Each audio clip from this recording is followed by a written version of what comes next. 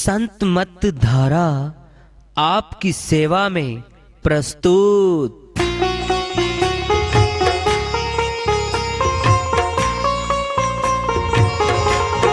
जो चाहता है प्रभु प्यारा वो आओ संत मत धारा। भक्ति भेद बता कर सारा वो कर दे भव के पारा।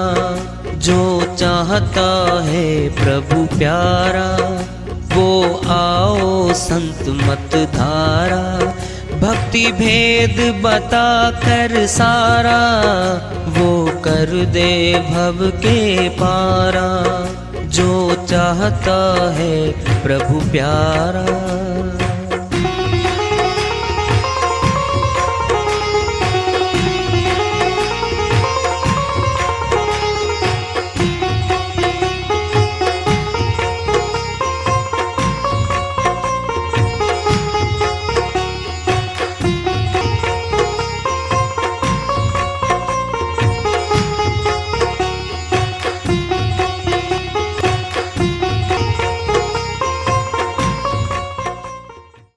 परम पूज्य सदैव स्मरणीय सदगुरु साहिब की जय हो। सतनाम साहिब। आदरणीय सर्व संतों की जय हो। उपस्थित आदर के योग प्रभु प्रेमी एवं जिज्ञासु आत्माओं, हम सभी पूर्ण पिता परमात्मा सभी सृष्टियों के रचनहार कुल मालिक हम सबके जीवन का आधार उनकी महिमा को सुनने के लिए एकत्रित हैं। मेरी सभी से अर्ज है कि मैं कोई जगत गुरु नहीं, कोई महाराज नहीं, कोई महामंडलेश्वर नहीं। मैं केवल सभी संतों की चरणों की धूल हूँ और आपका भक्ति मार्ग में सहायक हूँ। मैं अपनी सीधी साधी टूटी फूटी भाषा में, संदुकड़ी भाषा में भक्ति भेद के गूढ़ रहस्यों को उजागर करने वाले विचार आपके समक्ष रख रहा हूँ। यदि अच्छे लगे अपनाएं, नहीं तो गैर जरूरी समझकर विसार दें। एक पल का सत्संग भी जीवन बदल देता है। बदला था किसी चोर का दृष्टांत लो। पिंड में एक चोर था, उसका बाप भी चोर था। बाप चोरी करता रहा और उसने कहा, बाप चोर ने बेटे को कहता, बेटा कभी सत्संग में मत जाना, किसी का सत्संग नहीं सुनना। अगर कहीं सत्संग हो रहा हो और गलती से तुम कहीं चले भी जाओ, कानों में उंगली डाल लेना। कहता ठीक है पिताजी, ऐसा ही करूंगा। कुछ दिन के बाद उसका पिता चोर मर गया। जो पुत्र चोर था वह चोरी करने जा रहा था। रास्ते में प्याऊ थी, आश्रम था, अंदर सदगुरु प्रवचन कर रहे थे और प्रवचन चल रहा था कि भाई देवी देवताओं की परछाई नहीं पड़ती, देवियों की परछाई नहीं पड़ती कभी भी। जब पानी पिया चोर ने, कान से उंगली बाहर निकालनी पड़ी मजबूरी में पानी पीने के लिए। जब तक कान से उंगली बाहर आ गई तो सुना इतना कि देवियों की परछाई नहीं पड़ती। ये सुन गया वो, चला जा रहा है। सुदूर जाके किसी राजा के यहाँ दाखिल हो गया। राजा श्री बाहर गए थे दौरे पे। महारानी का रानी हार रखा था, जेवर रखे थे, बड़ा खजाना था। चोर ने गठरी बांध ली। मौका मिल गया निकलने का महल से। बाहर चलता चलता शहर से बाहर आया। थक रहा था, पूरी रात जगा था, भूख लग रही थी जोर की। सोचा खोद के जमीन गाड़ दूं इस गठरी को, निशान रख दूं, और सुबह जब जाऊंगा यहाँ से मैं इसको ले जाऊंगा गठरी को। अभी मैं भोजन कर लेता हूँ शहर में। चला वो शहर की तरफ भोजन करने के लिए। रानी ने उठते ही सुबह संभाला। रानी हार भी नहीं था, जेवरात नहीं थे, सोना चांदी सब लूट ले गया माल। वो ढूंढी पिटवा दी, मुनादी करवा दी राजा ने कि कोई न कोई बाहर का आदमी आएगा, आया पाएगा इस शहर में। जाओ सैनिक को ढूंढो, पकड़ के लेके आओ। हमारी प्रजा का तो किसी की हिम्मत नहीं वो चोरी कर ले, कोई बाहर का आदमी पाएगा। ढूंढते ढूंढते उसी होटल पे जा पहुंचे जहां भोजन कर रहा था। पूछा कहाँ का है तुम भाई? कहता मैं तो प्रदेश फलाने फलाने का हूँ। उठा लिया सैनिकों ने, राजा के यहाँ पेश कर दिया। राजा बोला भाई रानी हार है, ऐसे सारे जेवर चुराए हैं, तूने चुराए हैं? हाँ भर ले, बरामदगी। कहता जी मैंने चोरी नहीं की। पुलिस थी, सैनिक थे, वहीं शुरुआत कर दी उसकी पिटाई करने, लगे पिटाई करने। रानी वहीं बैठी थी, वो बोलता रहा चोर कि मुझे ना पीटो, मैं बेगुनाह हूं, मेरे छोटे छोटे बच्चे हैं, तुम्हें पाप लगेगा राजा, मैं बेगुनाह हूं, मुझे मत पीटो। रानी बोली हे राजा रोक दो इनको, मेरे पास कोई युक्ति है, उस युक्ति से पूछ लूंगी इसको। अगर ये निरपराधी पाया, चोर नहीं पाया, तो इसका पाप कर्म हमारे ऊपर लगेगा, इसको पीटो मत, छोड़ दो। बंदी गृह में दाखिल कर दिया। रात को रानी ने युक्ति बनाई कि चोर तो भवानी देवी की, दुर्गा माता की पूजा करते हैं, और मैं इसको युक्ति से पूछ लूंगी, ये सारी सच्ची बातें बता देगा। रानी ने रूप बनाया, चोला पहना माता दुर्गा का। ठीक रात के 12 बजे जहां जिस कमरे में बंद था वो उधर चल पड़ी। अब चोर तो पिटाई हो रखी थी, नींद नहीं आवा थी। देखा सामने से तो देवी आ रही है। जब देवी आ रही है तो सत्संग वाली दिन की बात सुनी, याद आ गई उसके कि देवियों की देवों की तो परछाई नहीं पड़ती, और उस रानी की जो पहन रखा था सारा का सारा दुर्गा माता का श्रृंगार कर रखा था, उसकी परछाई पड़ रही थी। पहचान गया चोर कि रानी हो न हो, रानी हो ये, या कोई बांदी हो सकती है, इसकी तो परछाई पड़ रही है, ये जिंदा है, देवी तो नहीं हो सकती ये। धीरे धीरे निकट आती है रानी दुर्गा माता का रूप बना के, पूछती है भाई चोर बता दे माल कहाँ रखा है। मैं दुर्गा माता हूँ, तो मेरी पूजा करता है, तुझे राजा से छुड़वा दूंगी, पिटाई नहीं होने दूंगी, और न तुझे फांसी होने दूंगी, चुपचाप बता दे माल कहाँ रखा है। सातिर चोर था, बोला हे माता आप तो सर्वज्ञानी हो, आप तो जानी जान हो, आप ही बता दो कहाँ रखा है। तूने चोरी नहीं की? चोर बोला नहीं की, बिल्कुल नहीं की, छोटे छोटे बच्चे हैं मेरे पास, राजा कल मुझे मारेगा, फांसी तोड़ेगा, इसका पाप इसकी महारानी को लगेगा। पहचान गया था कि महारानी है, इसकी महारानी को लगेगा, इसका पुत्र मरेगा, इसका राज्य छिनेगा, मैं तो मरूंगा मरूंगा, इसका पाप कर्म का दंड भोगना पड़ेगा इस राजा को और इसकी रानी को। रानी डर गई कि तो भाई निरपराधी है, तो निर्दोष है, ये तो चोर नहीं है। कहता ठीक है भाई, मैं राजा से मिलके देखती हूं। तो सुबह होती है, रानी बोली राजा को कि चोर नहीं है ये, छानबीन कर ली मैंने, हे राजा छोड़ दे इसको। तो छोड़ दिया राजा ने। जहां माल दबा हुआ था लेके गठरी अपने घर पहुंचता है, बीवी को बोलता है आज तो मैं फांसी टूट चुका होता। पिताजी ने कहा था जहां सत्संग हो रहा हो वहां कान में उंगली डाल लेना, कुछ नहीं सुनना, और एक पल का सत्संग सुन लिया मैंने उस सत्संगी का कि देवों की देवियों की परछाई नहीं पड़ती, और मैंने सत्संग में वाली बात याद आई, महारानी ऐसे से सारा वृत्तांत बता दिया और माज बच गया। जिंदगी भर ये माल नहीं खत्म होना।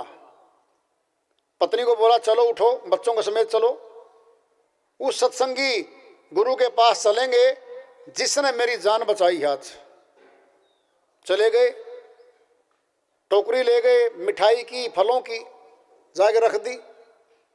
कहते वो बोला, साधु बोला, भाई मैंने तो तुझे पहचाना नहीं, तो कौन आदमी है? कहते जी आप नहीं पहचानते, मैं चोर हूं। सारा वृत्तांत बता दिया। और आपके सत्संग सुनने से मेरा जीवन बचा आज, ता उम्र चोरी नहीं करूंगा, नाम दान लूंगा, सत्संगी बनूंगा, सेवा में आऊंगा। जीवन बदल गया, चोर से भगत बन गया वो। एक पल के सत्संग ने चोर से संत बना दिया। जो निकट आकर के भी मनुष्य तन लेकर भी सत्संग नहीं सुन सकते, दुर्भाग्यशाली हो मनुष्य तन में। पशु तन से आए हैं, पशु योनि में जा रहे हैं वो लोग। उनको बचाने वाला, कोई पाने वाला दूर तक नहीं है। 84 से आए थे, 84 में जा रहे हैं ऐसे लोग। ऊंचा तन, खड़ी गर्दन करके चलने वाला तन मिला। प्रभु भक्ति सत्संग से दूर रह गए, माया कमाने में लग गए। बुरा हाल होगा ऐसे व्यक्तियों का। मनुष्य तन बार बार नहीं मिलता। मनुष्य तन अधिकार नहीं है जीवात्मा का। करके दया दयाल ने मनुष्य जन्म दिया। बंदा न करे भक्ति, फिर भगवान क्या करे? परमात्मा की भक्ति के लिए दिया था तन, ये भक्ति नहीं करना चाहता, पशु वाले कार्य कर रहा है। भक्तिहीन नर पशु समाना। श्रोमणी गोस्वामी जी महाराज फरमाते रामचरितमानस में, जो भक्ति नहीं करता मनुष्य तन लेकर के, वह पशु है, पशु की करनी कर रहा है। 5 बातें पशु में और मनुष्य में समान है। निंद्रा पशु भी लेते हैं, मनुष्य भी लेता है। डर मौत का उनको भी है, मनुष्य को भी है। बाल बच्चे पैदा वो भी करते हैं, मनुष्य भी करता है। पेट की भूख वही मिटाते हैं, मनुष्य मिटाता है। रहने के लिए घर मनुष्य बनाता है, वो पक्षी है तो घोंसला बनाता है, नहीं तो गुफा बनाते हैं वो। फिर बाल बच्चे पैदा करना, पालन पोषण करना, फिर पशु कर ही रहे हैं तो काम सारे। भक्ति कर्म नहीं कर सकते पशु, ये केवल मनुष्य तन करेगा। पाप कर्मों को काटकर अमर लोक जाने का मार्ग प्रशस्त केवल मनुष्य तन में होता है। बाकी तन भोग योनियां हैं, कर्म योनि मनुष्य तन है। अगर प्रभु भक्ति साथ कर ली और साथ में गृहस्थ आश्रम कर लिया, जन्म जीत के जाएगा, फिर हार नहीं है। प्रभु भक्ति नहीं करी तो हार होगी। श्री साहिब की कदे न आया संत शरण में, कदे न हरि गुण गाया, संतों के सत्संग में तो कभी नहीं आया। प्रभु चर्चा भी नहीं करी कभी। बह बह मरिया बैल की नाई, सोए रहा और खाया। किसान के यहाँ बैल चलते थे पहले, आजकल तो मशीन आ गई, ट्रैक्टर आ गए। पूरा दिन बैल चलते थे खेत में, किसान काम लेता था, बैल को कुछ नहीं मिलता था, घास फूस खाता था, उसके काम आता था। सोए रहा और खाया, खाया सोया, कमाया सोया खाया, फिर चला गया। पशु था वो, पशु की करनी में था वो। यह संसार फल से मल का, सुआ देख लुभाया। साहिब कहते हैं एक सेमल का फल होता है, मारी चोंच रुई निकसानी, सिर धुन धुन पछताया। फल में रस समझ के तोता चोंच मारता, उसमें रुई निकलती है, रस नहीं पाता, और उसकी चोंच में रुई फंस जाती है, अन्य फल खाने से वंचित हो जाता है वो।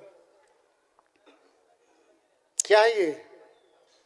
संसार के सुख लेने गए थे हम, उन सुखों में दुख छुपे पाए, दुख छुपे पाए।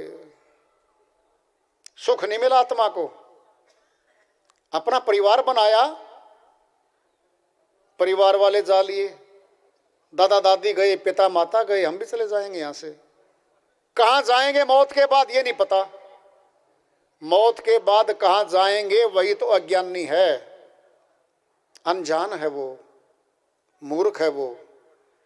जो मौत के बाद जहां जानना है उसका पता जान लेगा, आज जन्म जीत के जाएगा, वो भेद मिलेगा उसको। यह संसार हाट बनिएगी, सब जग सौदा लाया, चातुर्माल चौगुना कीना, मूर्ख मूल गंवाया। इस वाणी को सुन के कुछ लोग सोचेंगे हम तो बनिए भी हैं जी, दुकान भी है जी, 4 गुना कमा लो जी। शाबाश, इस वाणी को समझ ले, क्या है ये? मनुष्य तन वाले सारे बनिए हैं, शरीर दुकान है, पूंजी श्वास है।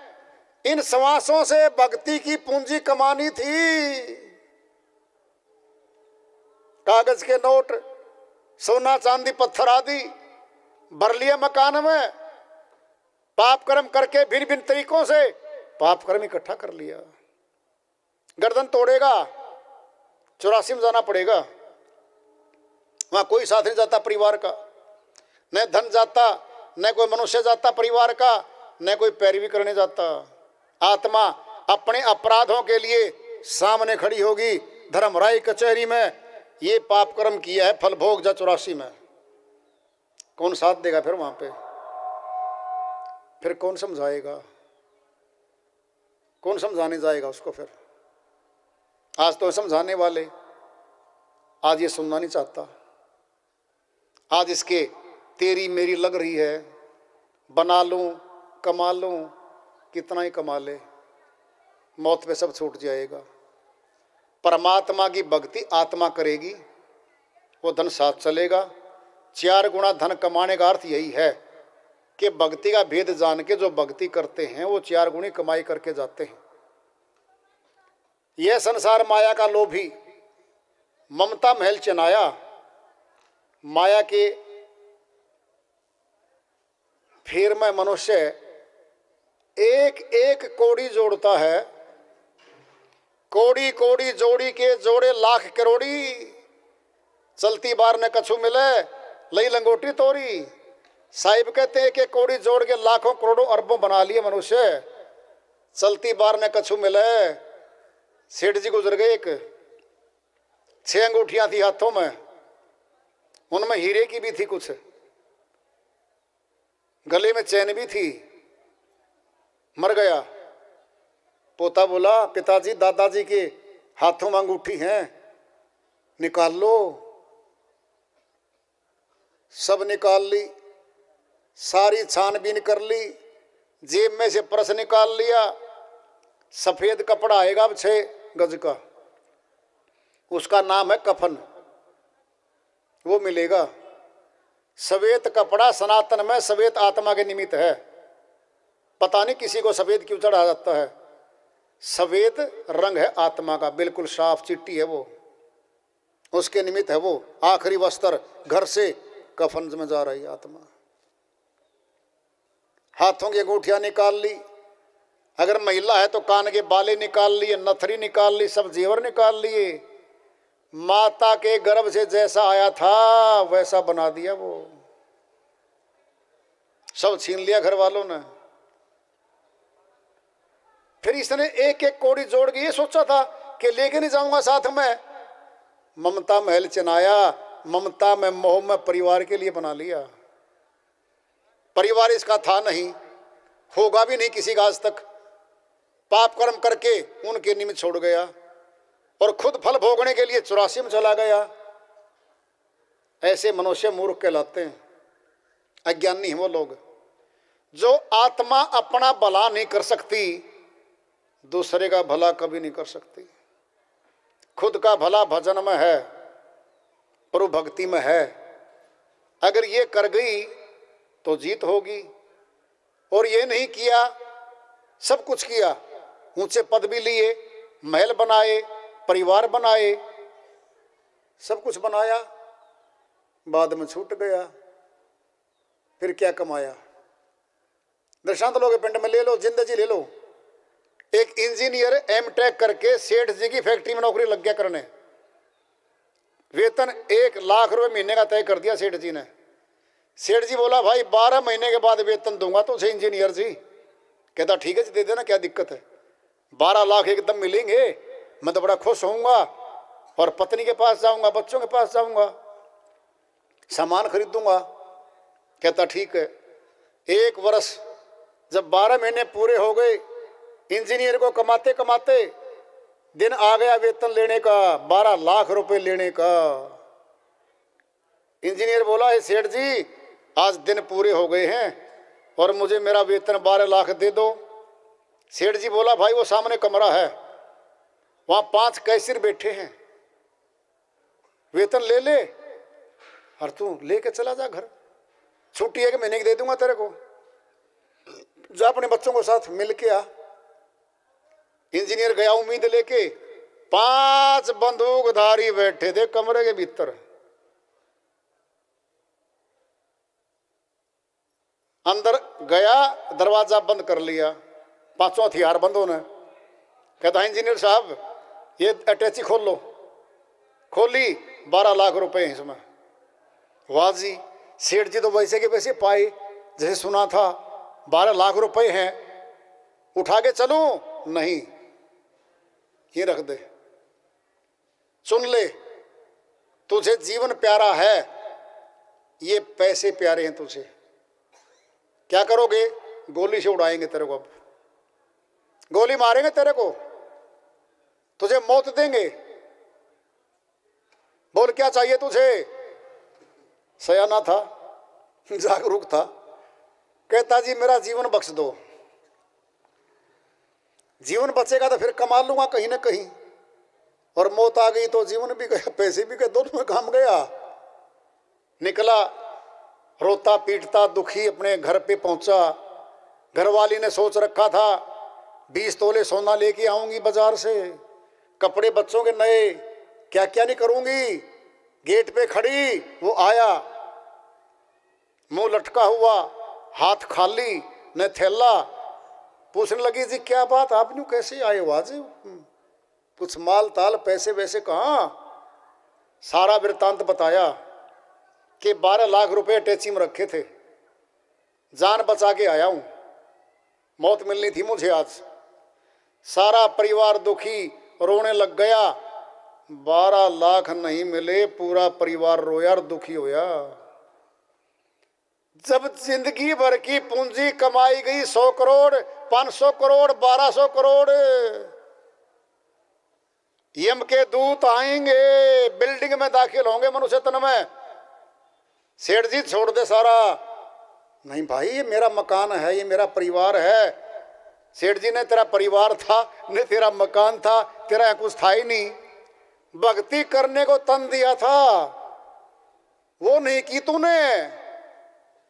गैर जरूरी माल कमा लिया तूने।